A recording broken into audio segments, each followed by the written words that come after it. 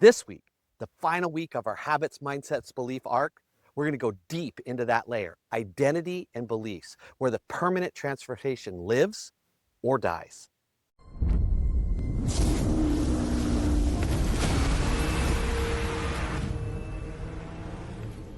Imagine that your best advisor just had a monster week, 9,200 in customer pay, best week of their career. You celebrated it, they celebrated it, and the following week, they did 4,800. The week after that, 5,100. Right back to their average. And you've seen this 100 times. The spike, that intensity, and then the regression, the return to normal. And you always explain it the same way. They just got comfortable. They just took their foot off the gas, or, hey, they had a great week and then they coasted. But that's not what happened. What really happened is the thermostat kicked in. Every person on your team has an internal thermostat, a self-image that's set at a very specific temperature. And when they perform above that setting, the thermostat pulls them right back down. And when they perform below it, it pushes them back up.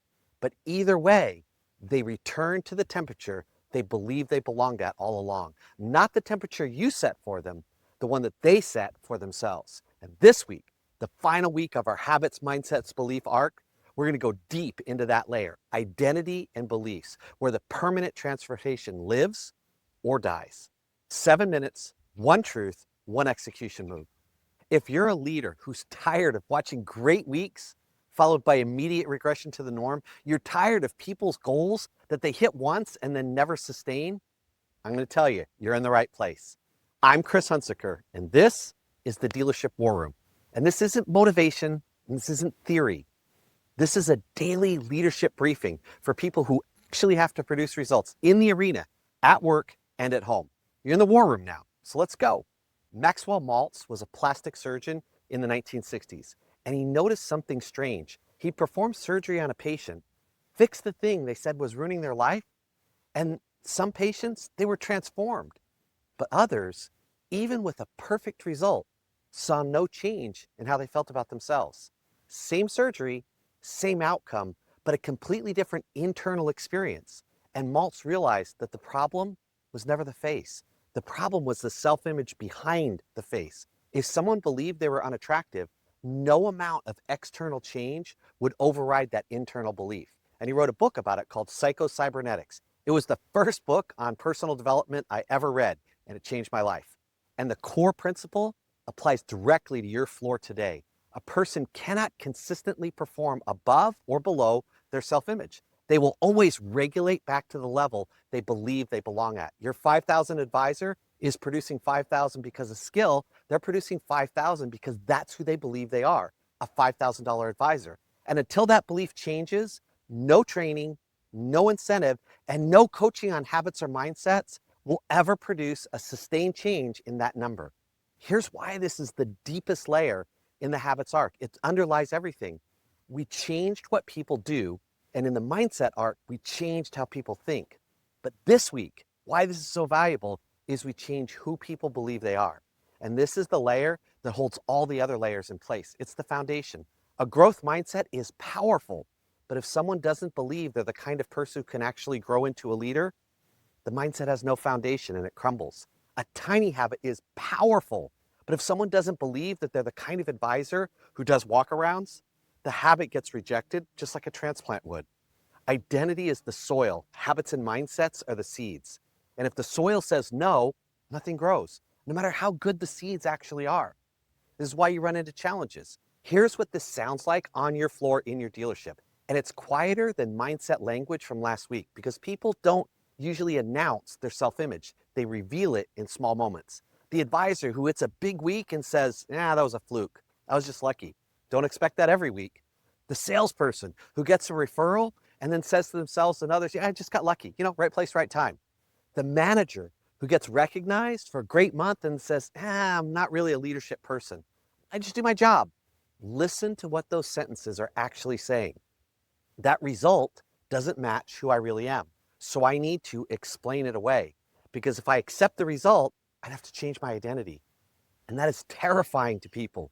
When someone dismisses their own success, they're protecting their self-image from an upgrade that they're not quite ready for. And If you let that dismissal stand, you've just understood the thermostat is setting and capping their potential. So what do you do as a leader? One move, follow. And it's the most important coaching move in this entire 3-week arc. When you hear someone dismiss their own success, interrupt the dismissal gently, but firmly, quickly, with evidence. Hey, that wasn't a fluke. You did 3 things differently last week that produced that result. You prepped before your shift. You walked every customer to the vehicle, and you followed up on every single declined service. That's not luck. That's a system. And a person who builds a system like that isn't a $5,000 advisor. They're an $8,000 advisor who's been living at the wrong temperature. You just did something no training module can do. You connected their results to their behavior, and then you connected that behavior to a brand new identity. Not you had a good week, you're the kind of person who produces weeks like that. That's the thermostat adjustment, and it doesn't happen in a classroom. It happens in little 60-second conversations where a leader who's paying attention refuses to let someone shrink back to a version of themselves that they've outgrown. So here's today's execution move, and I call this the thermostat listen. This week, listen for the dismissal. It was just a fluke. I got lucky. Don't expect that again. When you hear it, don't let it pass. Stop. Name the behaviors that produce the result. Then connect those behaviors to who the person is becoming. And say it as clearly as you can. Hey, that's not luck. That's you. You did that. Operating at a level you haven't let yourself believe in yet. But I believe in it. And I'm going to keep pointing you to it until you see what I see. One of the things I love to share with my clients is I wish that they could see themselves through my eyes. 1 dismissed success, 1 interrupted dismissal, 1 identity nudge. That's how thermostats get adjusted, not all at once.